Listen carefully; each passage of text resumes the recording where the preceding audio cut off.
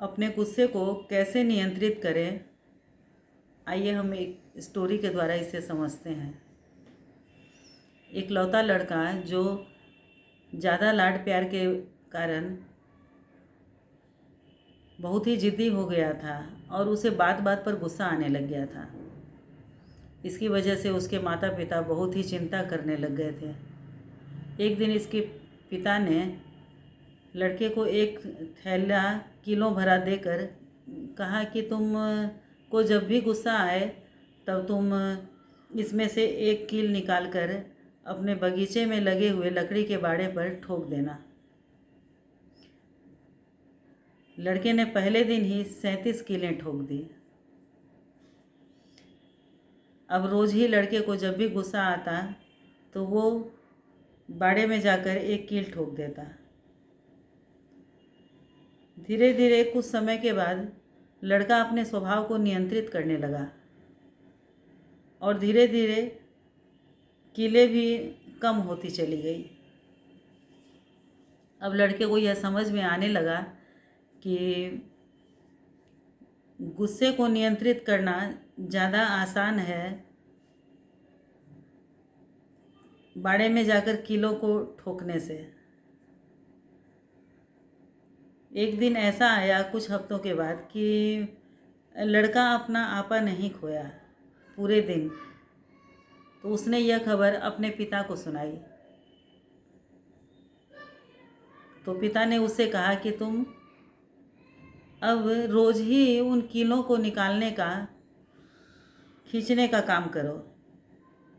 लड़का अब लगातार यही काम करना शुरू कर दिया और आखिरकार एक दिन ऐसा आया जब वह अपने पिता को यह बताने में समर्थ हो गया कि उसने सारी कीलें बाहर निकाल दी हैं।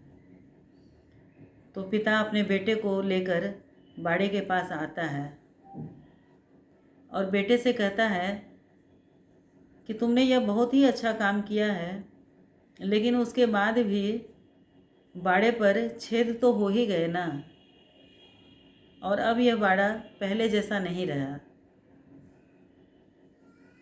लड़का आश्चर्यचकित होकर पिता की तरफ देखने लगता है।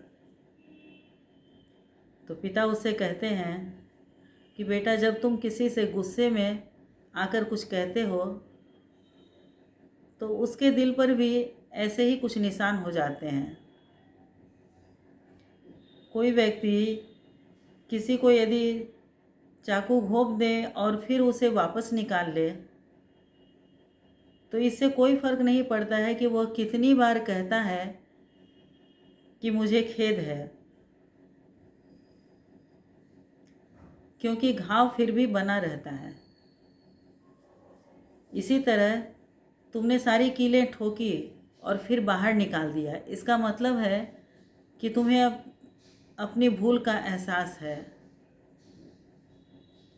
लेकिन फिर भी छेद तो रह ही गए ना, और ये निशान कभी नहीं मिटेंगे। मोरल ऑफ द स्टोरी यह है कि हमें अपने गुस्से को नियंत्रित करना चाहिए और गुस्से में आकर किसी को ऐसी बात नहीं कहनी चाहिए जिसके लिए हमें बाद में पछताना पड़े। याद रखें, कुछ चीज़ें ऐसी होती है जिसे हम वापस लेने में असमर्थ होते हैं और बाद में सिर्फ पछतावा ही रह जाता है। आपको ये स्टोरी कैसी लगी मुझे कमेंट करके बताइए। लाइक और सब्सक्राइब भी करिए। Thank you.